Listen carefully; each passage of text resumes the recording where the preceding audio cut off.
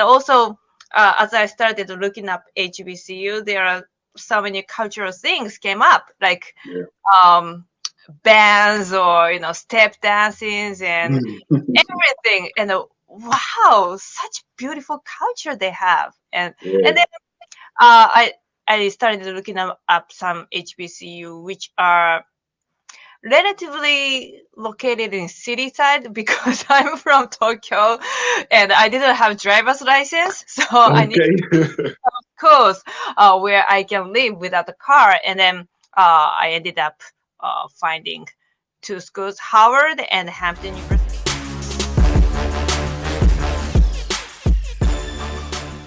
It's really fun. But when I talk about this, a lot of Japanese ask me the same question. That is, old black college, isn't it dangerous? I know it's racist, but it's still very common reaction of Japanese, especially who are not familiar with American culture. Or white people are laughing at this.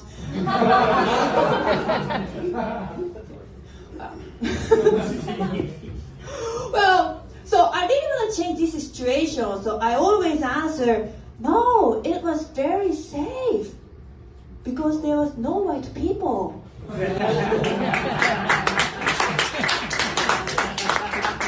I love white people.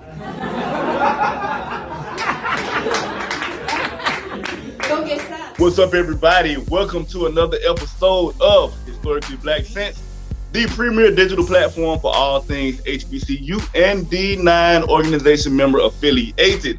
And today, man, I have a very, very special guest. I think this is going to be a very, very good show, a very, very interesting show. Mrs. Kilara, how you doing? Hey, what's up, Paul? How are you doing? What's up, Hey, Steve? first of all, thank you for joining us. Thank you very much for having me. Man, I'm sitting there, when you came across my desk, I said, okay, she looks very interesting, and I'll tell you why I say that. The first thing is, I'm going to go through your bio, just not really your bio, but I'm going to do a quick rundown. Mm-hmm. Comedian, TV host, writer, Mm. and an HBCU alum. Yeah. Okay, now, that's why we're here. But I want to save that for last because I feel like that's going to be very, very interesting. So what I want to start out with is comedian. Now, me personally, I love comedy. I will sit and watch stand-up comedy. I will go to comedy shows. I love to laugh. I love to just be silly. So how did you get into comedy? At what point in your life did you decide to get into comedy? Because I'm going to be honest. You are a comedian and you can find humor in a lot of things. I see a lot of different comedians of all ethnicities. And, sometimes we can't really relate to the comedy or nor the humor that they're trying to come across by us being, a different race. But you are hilarious. I saw your videos. So how did you get into comedy? Thank you. First of all, I'm from Japan, and I studied abroad at HBCU. And since when I was a kid, my dream was to become comedian. And at the time, my big influence was Japanese comedians, especially a duo of comedy, which is called the Tunnels. Maybe you don't know them, but I was really inspired by them. And yeah, my child dream has been to be a comedian like them. And but my family and my parents are really, really Asian, and I call my mom Godzilla mom. So, well, actually, my the environment I grew up in was all to be funny or to get laughter from people was, the only way that I could survive my life, even since when I was a little kid. So I had a dream to become a comedian for many years, but for some reason I finally studied abroad at an HBCU, and during the vacation I went to a Essence Music Festival in New Orleans. I love Essence. Yes, I love it.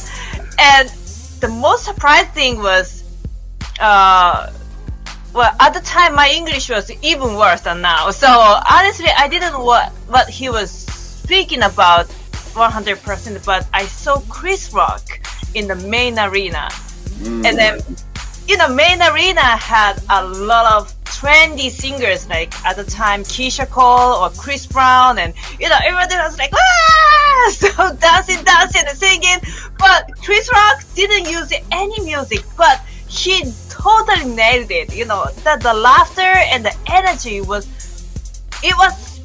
the biggest one. I was like, what the hell is this? And even before going to HBCU, I have studied. I had been studying about Black studies, and of course, I knew some stand-up comedians like Richard Pryor and Wanda Sykes. Or I went to Hampton, so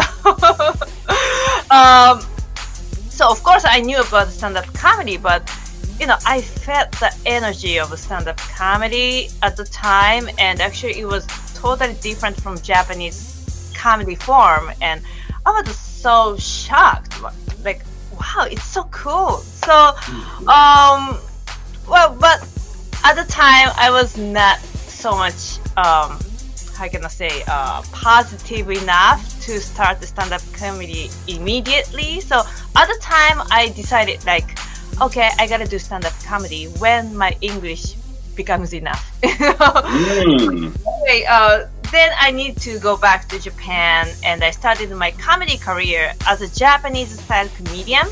But it was a little bit, how can I say, although it had been my childhood dream, I felt something unfitted, and especially after seeing stand-up comedy in the States. So I felt a little bit mixed feeling, and especially as a woman, as a female comedian over there. So then I looked up stand-up comedy in Tokyo, and I found some people already started the stand-up comedy in English, especially those teams are organized by expats in Japan. So I joined those groups, and then that's how I started stand-up comedy. And a few years later, I totally changed my style from Japanese style comedy to English stand-up comedy. So was that a hard transition to actually make? Yes, especially while I was in Japan, it was really challenging because nobody knew it. And then, it's not so much welcome that women being normal, not wearing weird makeup or not wearing ugly something like clothes or makeup or face or anything. Talked about opinion or opinionized about everything. It was a little bit challenging to make people understand what I'm doing, and so I sometimes mix the both styles, like Japanese style and American style. So I tried a lot of things. Yeah.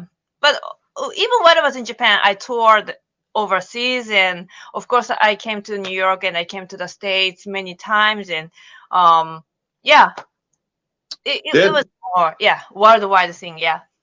That's very, very interesting, to say the least. So a lot of times when we are in a certain profession or we do a certain thing, we start off having certain inspirations. However, a lot of times over the years, the inspirations change. So who are some comedians that you look up to now versus who you did look up to when you first started? At first, as I said, Richard Pryor. First of all, Richard Pryor, man, is historic. He's a legend. He was one of the best to ever do it. So I agree with you. Right, and although he was not stand-up. Oh, can you see me? Yeah. Although he was not stand-up comedian, I loved Sammy Davis Jr. too. So, as I said, you have taste. Thank you, thank you. Yeah, yeah. So I was, and actually later I noticed that the comedy Japanese comedian duo Tunnels was also so much inspired by Saturday Night Live and maybe their Mm. time, uh, Eddie Murphy, I think. So his style was really their style was, now I can see that their style was really inspired by Eddie Murphy. So maybe I have some, roots inside my, you know. So, and now I look up to uh, Amber Ruffin, uh, Mm. and Phoebe Robinson, and Tiffany Haddish, and Trevor Noah, and Hannah Gatsby, and yeah, those people You basically. Yeah.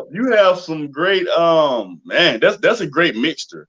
I will say that's a great mixture because a lot of times people they have a you when you listen to a person so much you kind of get a little bit of each of those people in your company, in your segments, in your craft.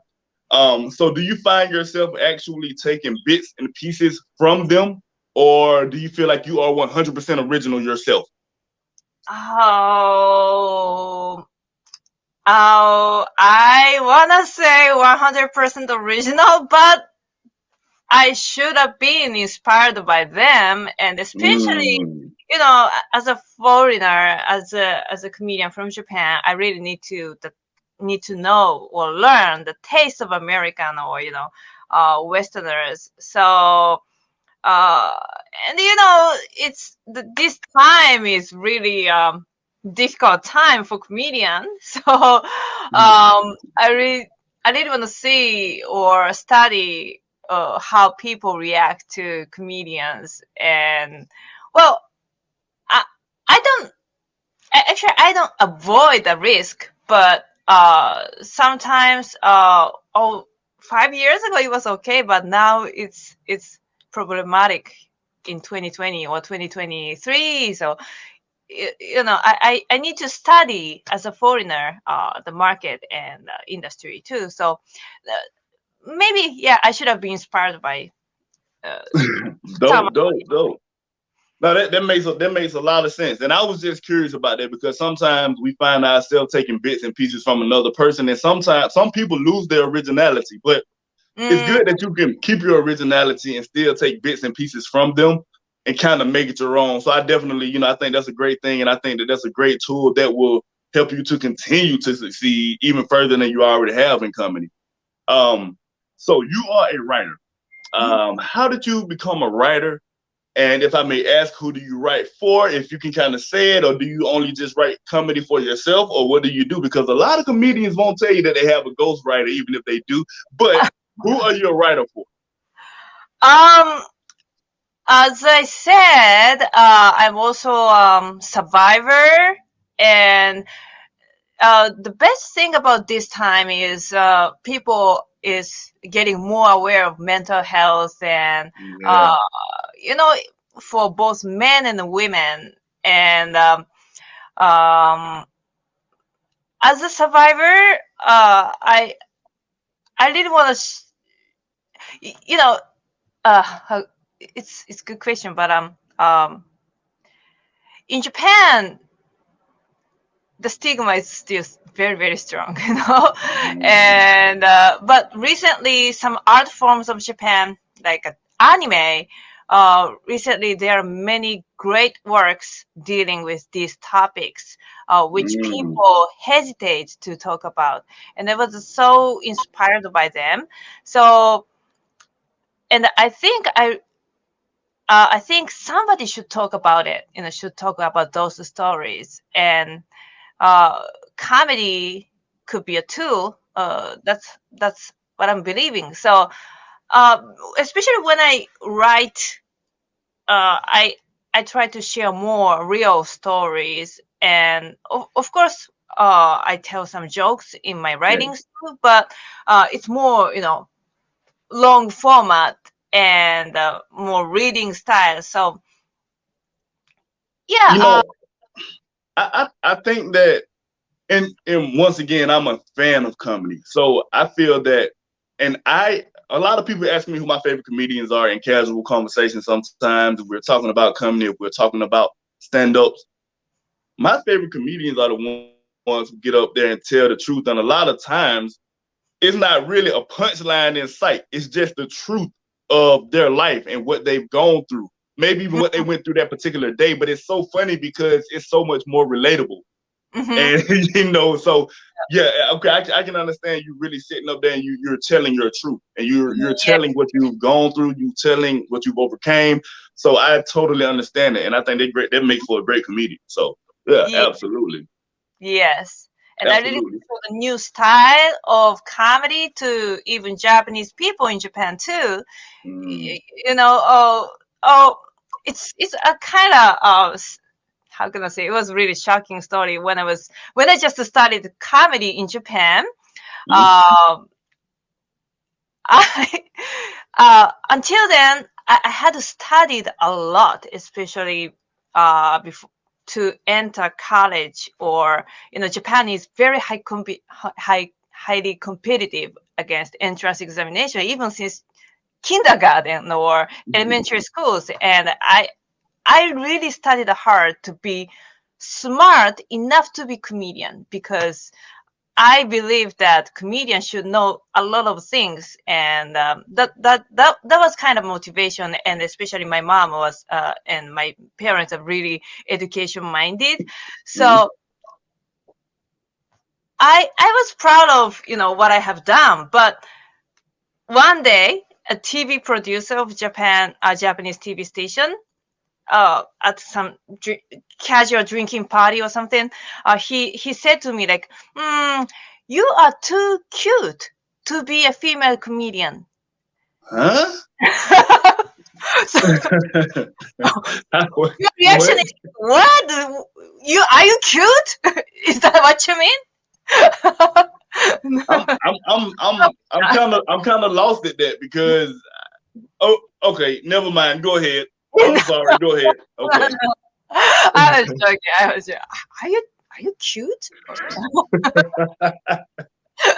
I hope that's not what you mean. But anyways, so I was very shocked. Like, but at the time, it's a long time ago. I didn't see why I felt some mixed feeling. But cute, like looking is everything for comedian, or I felt very very mixed feeling. And it's gradually changing, of course, in Japan. It's because of the globalization and sharing more diversity. um Mm. but still, there are some that type of tendency in Yeah. Japanese media too. So I really want to show some, any even women telling stories, and that could be funny. um I really want to inspire people, younger people in Japan too. Dope. Okay. Okay. That's interesting. Hmm. Um, Now what I kind of want to get into is something that now I'm gonna be honest, right? I'm an honest person. Uh-huh. Had I walked past you on the street, which is why you can never judge a person because you never know where a person comes from, you never know what a person is doing in life, you never know anything about a person at all unless you open your mouth and you decide to talk to them. Uh-huh. I never would have guessed that you were or are an HBCU alum. Um, Hampton University. Uh-huh. Now, from Japan, Mm-hmm. how in the world did you Mm-hmm. end up? I'm not gonna say here. I'm not gonna say in America. Let's bypass America. Let's bypass all of not to point them out, but just saying, but in general, Alabama's, the Auburns, the Oregons, the Colorados, the Arkansas. You bypass all of those colleges and you Uh-huh. went to Hampton University. Now, how did you end up at Hampton University? Mm-hmm. Well, first of all, as I said, I had studied about Black studies, and um, no, first of all, first of all, I by coincidence I listened to music. Okay. I listened to a song Diana King, Shy Guy, when I was 11 or 12 years old, Mhm. totally by coincidence, and I was very shocked. Like, what the hell is this? And then, in good way, Yeah, yeah, yeah, it yeah. opened my eyes, and oh my God, women can express feelings such freely, and what what the hell is this type of music? And then I got into hip hop and R&B and uh, any music, and then maybe around the high school, um, I became smart enough to read a little bit more, and then I really wanted to know the history behind the hip hop and the R&B, and I also started breakdancing at the time. So Okay.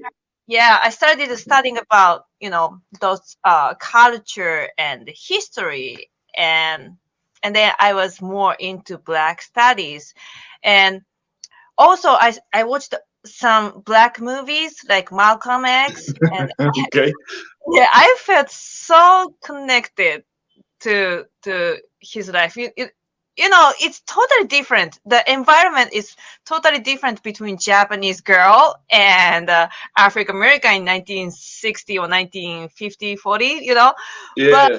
there are some connections within my life, and as I said, because of the family issue and uh, around 20 years old or late teenager, I became depressed. And Mm. hikikomori is a Japanese term to mean people who don't go to work, who don't go to school, who stop everything.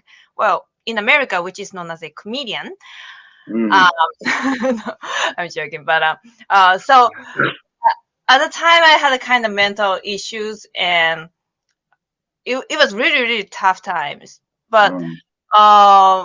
those Black studies or culture uh, really inspired me, and then finally I had a trip to Africa, and I felt the energy of the life from their daily life, and they freely express their feelings, and I don't know, it was really beautiful and vivid and lively for me at the time.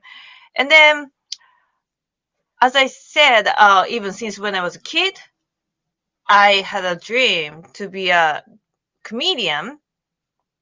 But at the time, I was depressed, and I couldn't dream about my future so well. But Yeah. somehow I had, kind of subconsciously, I had a small dream to be a comedian somewhere in my mind. So I was like, okay, I really want to study about Black study and theater arts or performing arts. So maybe HBCU should be the best place. And also, as I started looking up HBCU, there are so many cultural things came up, like Yeah. um, bands or step dancings and everything. And wow, such beautiful culture they have. And Yeah. then I started looking up some HBCU which are relatively located in city side, because I'm from Tokyo and I didn't have driver's license, so I need Okay. schools where I can live without a car. And then I ended up finding two schools, Howard and Hampton University. And then Mm.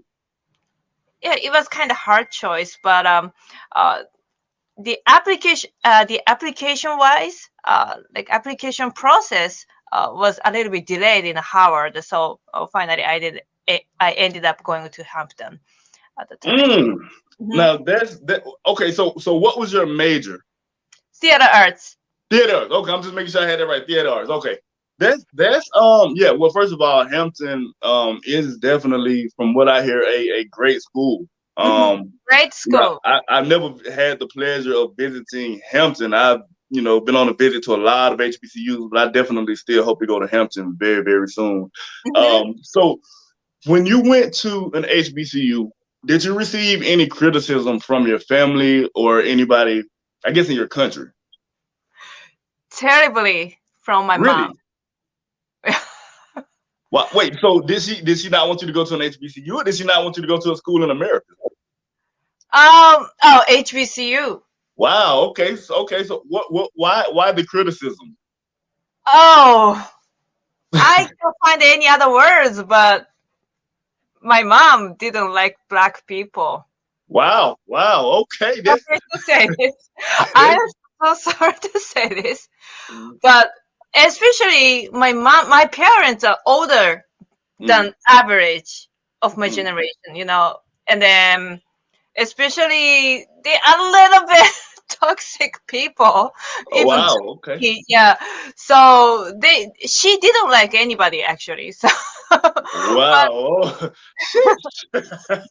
she didn't like anyone. But yeah, it was. Okay. Well, yeah. That's yeah. That's a lot. So did did your mom? Sorry. So you just rebelled. You rebelled against everyone, and you still went. Yes. So how did she accept it while you were there? Did you still talk to her? Did she shy away from you? Did she just accept the fact that you went there? Like how did that happen while you were there? How was the relationship? um. Well, honestly, at the time, I was fighting on against the country, my country, on the court, Mm, and it took 4 years, and then when everything is finished, my mom just gave me a kind of how do you say, like uh, uh, a little bit time, okay. uh, uh, and then oh, you can use the time to do what you want to do. So Okay. yeah, she finally then allowed me to go to HBCU at the time. But without this happened, I don't know if I could have been go to if I could have been to HBCU though. Mm. But So anybody what? is going to HBCU though. Yeah. Well, hey, you know what? I'm personally, I'm sorry, glad that you made the choice because hey, if you didn't, we wouldn't be right here having this conversation right now. Hmm. So what is one of the biggest things that you enjoyed about it? If you had to pick one thing about Hampton University, what was it? Oh, too many things, but maybe I really appreciate the experience changing my point of view or Um, my my point of view to okay. everyone, not about black people, but even myself, or that was my very first time um living in the diverse people.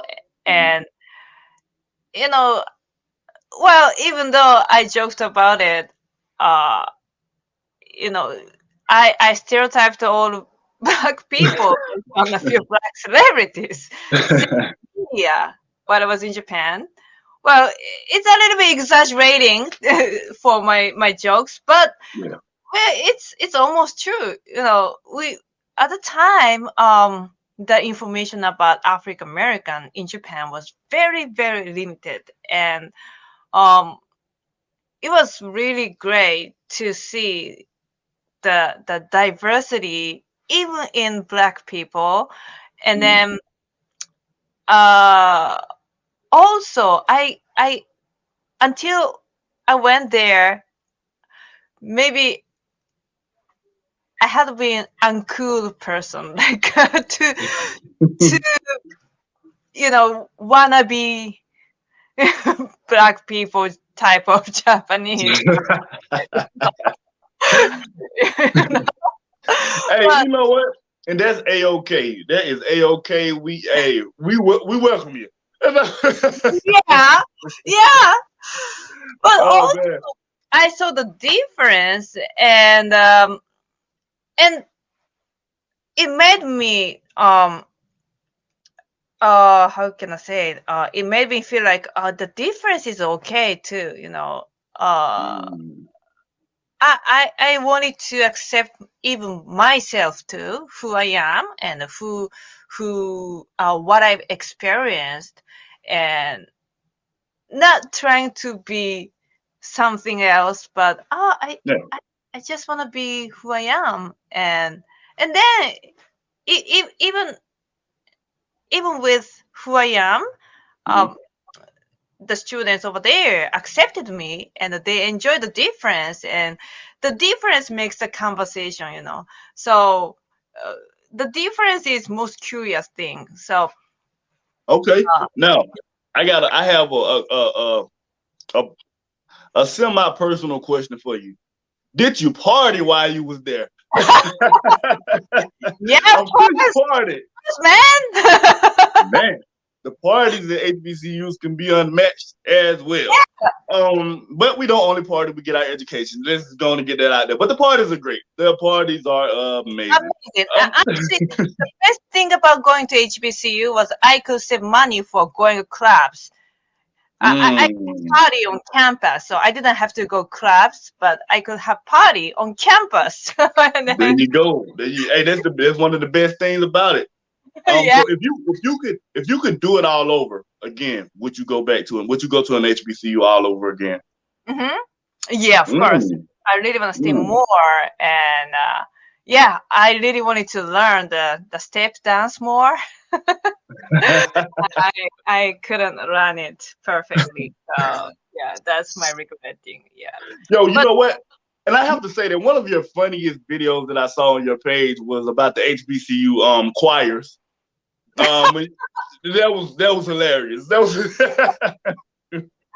yeah, that was it's hilarious. That was it's hilarious. Yeah. oh my god, Um. yeah. So as far as your comedy, hmm where at this point right now where you're at, where do you see yourself? Where do you want to go? Um. Well, what is your next steps that you would want to take in comedy? Let me ask it that way. Where do you want to go with comedy? Some people do it as a hobby. Some people want it to be a full-fledged career, which it is your career. But hmm some people want to go further. They want to go to the big screen. Some people are content doing smaller shows. Some people want to take it to the big theaters. What do you want to do with comedy? So the reason I came here in the States is to have my own show, my own comedy show on, Mm, yeah, TV or a streaming service. Well, it's 2023. There are not so much difference between streaming service or TV. But anyway, to have my own comedy show is my dream. Well, but in the reality, I'm very new yet here in the States. So I really want to perform as many times as possible. And then uh, in March, I will start. I will have some lecture and stand-up comedy performance at Lincoln University, and then yeah, I really wanna. So the next step is gonna be maybe to perform at colleges or HBCU or mm, whatever, based on my unique experience, and yeah. comedy is mixing, of the as you said, telling the truth, and I really want to motivate or inspire people with my comedy. So yeah, maybe for younger generation, I really want to bring my comedy to inspire them. That's dope. That's dope. I think that'll be very dope to do an HBCU tour. Yeah, Hey, and when you come to Atlanta, let us know. We coming to support of you. course, We're of coming to support you. We yeah, coming. But yeah, you can't know wait. what? Yeah, yeah, and I definitely, like I said, I want to be very respectful of your time. I do appreciate you for sitting down and just having a brief cipher with me. Over here at Historically Black Sense, it's definitely a pleasure to speak with you. But before we get out of here, please let the people know of anything that you have coming up. Let the people know of anything that you will want them to tune into, and also let the people know where they can find you at. Your Instagram handle, your Twitter handle, whatever the case may be. Just go ahead and let the people know. Okay. First of all, thank you very much for having me, DC, and I really enjoyed it too. So, as I said, I'm still new, so I really want to perform, and I'm looking for any performing chances all over the There you world, go. all over the states, and especially where HBCUs are located. So please, if you like me or if you want to see my comedy, please check my social media, Kilara Comedy, Kilara Comedy, on Mm. most of platforms like TikTok, Instagram, and YouTube. And yeah, I've been running a YouTube channel for a while, and also TikTok is new, but it's going well. So yeah, please follow my social media. And my next comedy show is gonna be a Zoom show, February 5th. And also in New York, I gotta have a show on February 14th, on Valentine's Day. It's kind of Valentine's. Mm. Okay, that's interesting, man. Well, y'all heard it. Mm-hmm. All of you love bugs. If y'all look, go see the comedy show. All of you couples, go see the comedy show and tune into her Zoom show. Mm-hmm. Get on the Zoom. Once again, first of all, if anybody want to book you, do you check your DMs? A lot of people don't check their DMs now, so you might have some money sitting in the DMs. But no, I definitely appreciate you for coming on. We definitely appreciate you for taking the time out. We look forward to hopefully catching the show. Hey, we really do. We really do. You are hilarious. Continue to do what you're doing. Yep. Thank you so much once again. Yep, once again, thank you. Well, y'all have been tuned in to another episode of Historically Black Sense, the premier digital platform for all things HBCU and D9 organization related. Until the next time, we out. Peace out.